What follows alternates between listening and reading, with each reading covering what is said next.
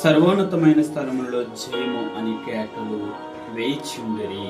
ఈ పరిశుద్ధ వాక్యాన్ని బట్టి మనం పరిశీలన చేయగా ఈ పరిశుద్ధమైన ఈ విశ్రాంతి దినాన గొప్ప విశేషంగా మనకు ఎంచబడుతుంది.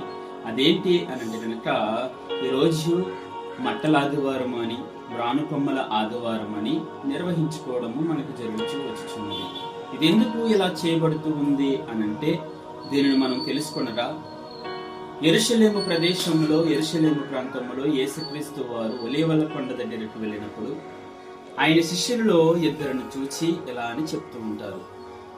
ఏమని అంటే, మీ ఎదుట ఉన్నటువంటి మీ గ్రామానికి వెళ్ళండి, ఆ గ్రామంలో కట్టబడినటువంటి ఒక గాడిదయు దాని పిల్లయు ఉంటుంది, దానిని నా కొరకు తీసుకురండి అని వారితో సెలవిచ్చినప్పుడు వారు ఇలా అని అంటారు, ఆ యజమానుడు ఒకవేళ ఇది మీకు ఎందుకు సిద్ధపరిచింది, ఎందుకు కావాలి అని అడిగితే ఇది ప్రభువు కొరకు అని మీరు చెప్పి దానిని తీసుకురండి అని అన్నప్పుడు వారు వెళ్ళి దానిని తీసుకొచ్చిన ఆ సందర్భంలో మరి వాక్యము నెరవేర్చబడినట్లు, అంటే ప్రవక్తలు చెప్పినట్లు యెహోవా దేవుడు వాగ్దానం ఇచ్చినటువంటి వాక్యాన్ని నిర్వహించినట్లుగా ఈ యొక్క గొప్ప వాక్యము సెలవిస్తూ ఉంది, నిర్వహించబడుతుంది.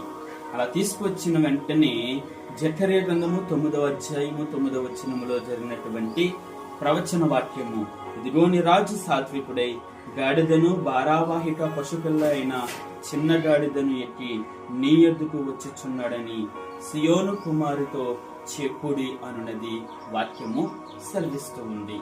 ఇలా జరిగిన వెంటనే ఆ ప్రాంతంలో ఉన్నటువంటి జన సమూహం అందరూ కూడా వచ్చి, ఆ జన సమూహం అందరూ కూడా తన బట్టలను ఆ గాడిద మీద వేసి మ్రాను అనగా ఆ యొక్క మట్టలను ఒలీవ కొమ్మలను దారి పొడుగున పరిచి ఆ గాడిద మీద యేసుక్రీస్తు వారి ఎక్కి వస్తూ ఉండగా అందరూ కూడా ఎలా అని అరుస్తూ కేకలు వేస్తూ జయము పలుకుతూ ఉంటారు. దావీదు కుమారునికి జయము, ప్రభు పేరట వచ్చేవాడు స్తుతింపబడును గాక, సర్వోన్నతమైన స్థలములలో జయము జయము అని వారు కేకలు వేయచ్చు యేసుక్రీస్తు వారికి స్వాగతము పలుకుతూ ఉంటారు. మరి రాత్రి ఈ యొక్క ఉదయకాల సమయంలో నువ్వును నేను కూడా యేసుక్రీస్తు వారికి స్వాగతం పలికేవారుగా ఉన్నామా? స్వాగతం పలికేవారుగా ఉంటే మన లోక రక్షకుడైనటువంటి యేసుక్రీస్తు వారు భారావాహిక మీద తన భారాన్ని మోసుకొని పోవడానికి సిద్ధముగా ఉన్నానని ఆయన వాగ్దానం ఇస్తూ ఉన్నాడు.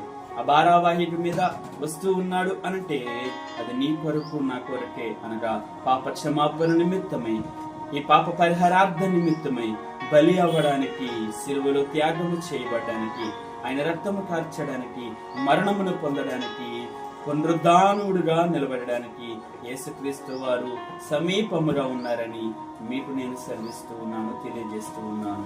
మరి గొప్ప సమయములో విశ్రాంతి దినములో నువ్వును నేను కూడా ప్రభు వారికి జయము జయము, సర్వోన్నతమైన స్థలములో ఉన్న వారికి జయము జయము, దావీదు కుమారునికి జయము జయము అంటూ యేసుక్రీస్తు వారికి జయము పలుకుతూ ఉందాము.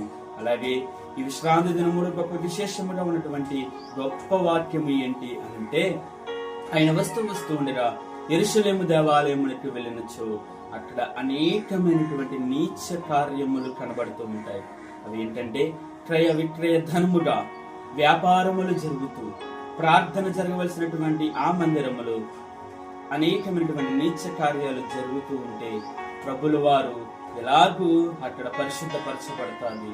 ఎలాగూ అనంటే, అక్కడ ఉన్నటువంటి క్రయధన విక్రతను తుడిచివేస్తూ పారవేస్తూ, ఇది నా జనులకు ప్రార్థనా మందిరముగా ఉన్నది కనుక దీన్ని నేను పరిశుద్ధపరుస్తూ ఉన్నానని ఆయన మరలా ఆ దేవాలయమును పునః ప్రతిష్ఠిత చేసి అందరి కొరకు ప్రార్థనా మందిరముగా ఆ యొక్క కార్యక్రమాన్ని చేస్తూ ఉంటాడు. నీకు నాకు జయము వచ్చింది, నీకు నాకు విజయం అనేది వచ్చింది, నీకు నాకు లోక రక్షకుడు సమీపముగా తన భారావాహిక మీద వచ్చి రక్షణనిచ్చి ఉన్నాడు కనుక మనందరమును ఆయన ఇచ్చిన వాక్య ప్రకారంగా దేవాలయమునకు వెళ్ళి ప్రార్థన మందిరములో సమీపములుగా ఉండి ఆయన నామములో హెచ్చించబడినట్లుగా ఆయనకి జయము పలికేవారుగా మనందరమును ఉండాలని కోరుచు ఈ పరిశుద్ధ మాటలను మీ అందరికీ ఆశీర్వాదకరంగా ఇస్తూ ఉన్నాను.